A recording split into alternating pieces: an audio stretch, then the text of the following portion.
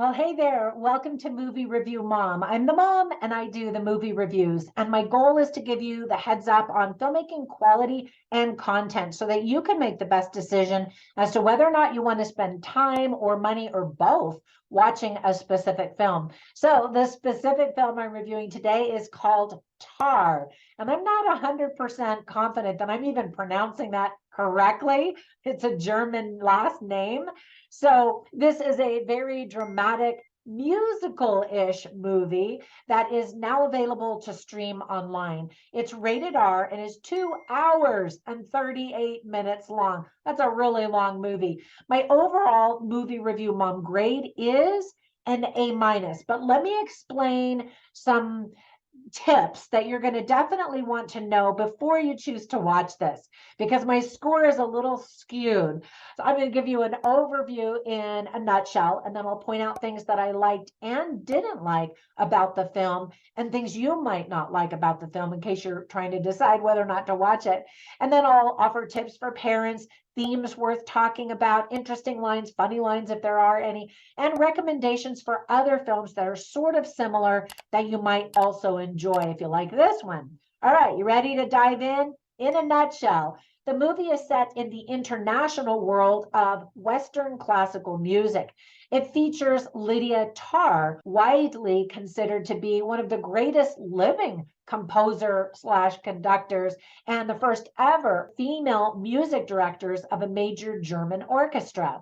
The movie was directed by the fantastic Todd Field, who wrote the film just for Cate Blanchett. It may not be everyone's cup of tea, but it is a fascinating telling. So here's the list of things that I really liked about the movie. The first thing on the list by far is, of course, Cate Blanchett. Cate Blanchett is one of my all-time favorite actresses. I think she is a chameleon at creating so many different characters across the huge swath of movies that she has been in.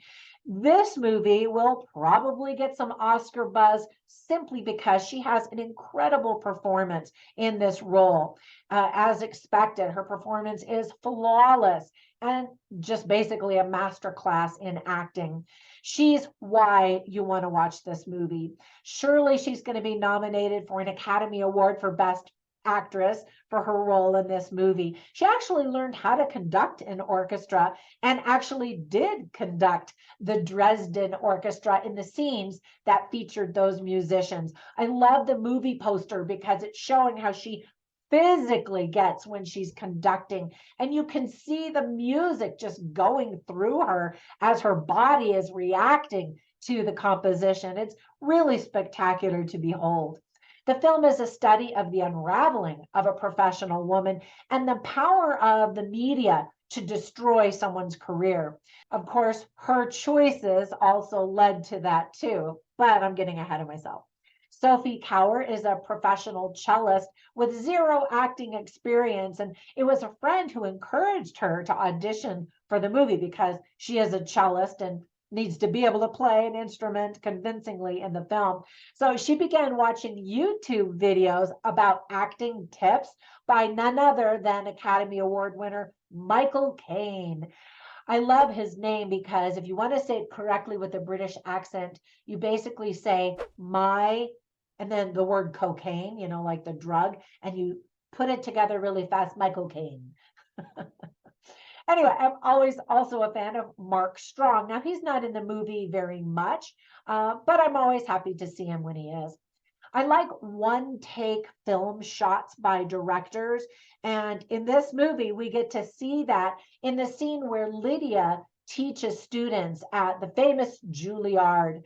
It's brilliantly done. And I don't even know how they did it because the camera angles shift. So someone with a camera had to have been walking through this huge auditorium, getting these various angles. And you don't see that. It's just flawless. Again, that's a word I keep using in this movie.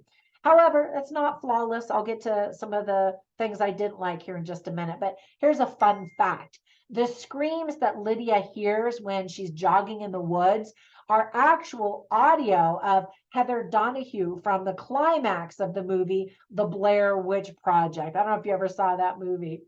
The ending of this movie is just a perfect gut punch where you're just like, whoa. But it ends a little bit abruptly, which I thought was appropriate, but I don't think I even appreciated the final scene because I didn't realize it was the final scene until all of a sudden it ended. And I was like, whoa. Now, let's talk about some of the things that I didn't like or just thought could have been done better. I definitely recognize that not all audiences are going to enjoy this movie. It's kind of one of those artsy fartsy films where film critics think it's amazing and regular audiences are like, huh? It is definitely highbrow, both in dialogue and topic, classical music and composers and orchestras and all of that. For example, Act 1 is filled with background information, musical details, and references to leaders in the industry, the music industry, throughout the ages that might cause some viewers to just give up watching it. Some will just dismiss this film as pretentious art, and at times it actually is. Surprisingly, we don't get to listen to as much classical music as we kind of thought we would in a movie about a conductor. We have to read texts on a cell phone. That can get kind of cumbersome. The first 10 minutes are rolling credits with disquieting noises and notes, I should say.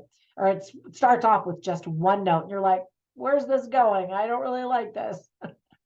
Some strange things occur without explanation or resolution, really, such as the woman screaming in the forest or the growling in an apartment complex.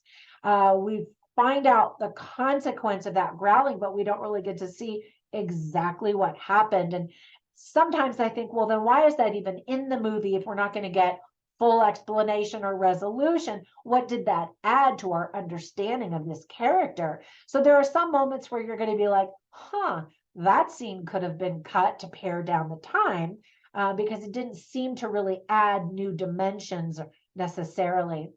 Now, let me give you some tips for parents. Unfortunately, kids are going to be completely bored. There is a lot of talking in this movie, but so will some adults for the very same reason. Lydia Tarr is a married lesbian, and we see her kiss her wife. So no judgment on that, just giving you the heads up in case you wanted to know what the content was. There is also profanity, including F-bombs, so definitely not a family-friendly movie. We see full frontal nudity of an old woman who has fallen and people are trying to help her up. And then we also see a side profile of a nude woman in shadow.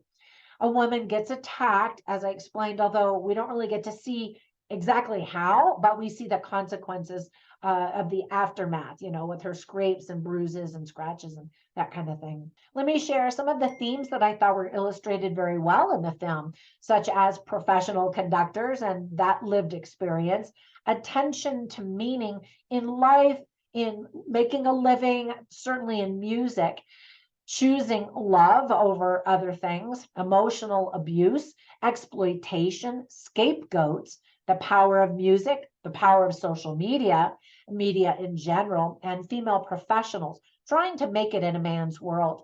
So I always share funny lines and interesting lines so that you can get a taste of the dialogue and kind of the feeling of the script. I didn't write down any funny lines. There are a few lines that made me kind of snicker. Nothing made me laugh out loud. But I will share an interesting line. You can see all of these on my written review at moviereviewmom.com. So Lydia Tarr is quoted as saying, "Time is the thing." Now she's talking about music and actual musical scores and time of, the measurement in music, but it also is true for life. And I think that her message is true for both and was intended to allude to both things. Another thing Lydia says is she's always offering advice to people. And she says, there's no glory for a robot, Elliot. So as she's talking to Elliot, she talks about robots as just going through the motions and not having a heart and a soul and really making the choices intentional. And so I really liked that because my twin sister and I have been talking a lot about living intentionally, living life with meaning. And then another line, also, all three of these lines are spoken by Cate Blanchett's character. And she says, it's always the question that involves the listener. And I love that too, as she's trying to teach students to ask questions. What is the director of this or the composer trying to say in the music? And how are you going to reflect your perception of this music and your choices as the composer? Those are really good questions. She actually said a lot of really interesting things. Here's another thing she said, and that was, don't be so eager to be offended. The narcissism of small differences leads to the most boring nonconformity. Now, you probably need to hear that twice because I had to really ruminate on that to decide if I agreed with it or not. But it's definitely one worth talking about and thinking about and considering with other people with whom you watch this movie. All right, so there were two movies that I thought of instantly as I watched this movie that I wanted to tell you about. The first one is Black Swan, where you take ballerinas. Now, of course, music is involved in that movie, but you're looking at how they are perceiving music, in this case, dance as well, looking at a female professional and choices that she makes, control and power that she does or doesn't have. Just an excellent movie and one really worth thinking about. And then another one is Whiplash. It also happens to be about music, in this case, about drummers. Now, it is rated R for extreme profanity, about 1 billion F-bombs. And while you're being beaten up brutally by these F-bombs, being assaulted by them, by the end of the movie, you see the wisdom in some of the choices of this teacher. And anyway, it's really well done. And by the end, I was just like, whoa. Well, with both of those movies, with all three of these movies. All right, so if you're in an artsy fartsy mood, I definitely check out all three of those, or encourage you to check out all three of those. Thank you so much for spending time with me, letting me talk about these movies. Hopefully, my explanation helps you to make that decision as to whether or not you're going to watch any of these films or pick something else. When you get a minute, be sure and subscribe, and also visit me over on Instagram. You can find me as Movie Review Mom or Trina Boice, which is my name. If you go there, you can find out about my 31 books, the ones that I'm working on, as well as my daily podcast and my online courses that I offer. Have a fantastic day, and I will catch you in the next one. Bye for now.